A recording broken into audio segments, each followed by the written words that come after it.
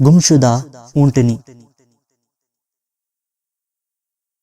جنگ تبوک میں حضور سرور عالم صلی اللہ تعالیٰ علیہ وسلم کی اونٹنی گم ہو گئی تو ایک منافق نے مسلمانوں سے کہا کہ تمہارے محمد صلی اللہ تعالیٰ علیہ وسلم تو نبی ہونے کا دعویٰ کرتے ہیں اور تمہیں آسمان کی باتیں سناتے ہیں، پھر انہیں اپنی اونٹنی کا پتہ کیوں نہیں چلتا کہ وہ کہاں ہے؟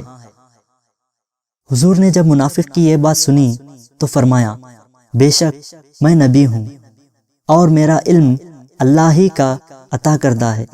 لو سنو، میری اونٹنی فلاں جگہ کھڑی ہے، ایک درخت نے اس کی نوکیل کو روک رکھا ہے، جاؤ وہاں سے اس اونٹنی کو لے آؤ۔ چنانچہ صحابہ کرام گئے تو واقعی اونٹنی اس جگہ کھڑی تھی اور اس کی نوکیل ایک درخت سے اٹکی ہوئی تھی۔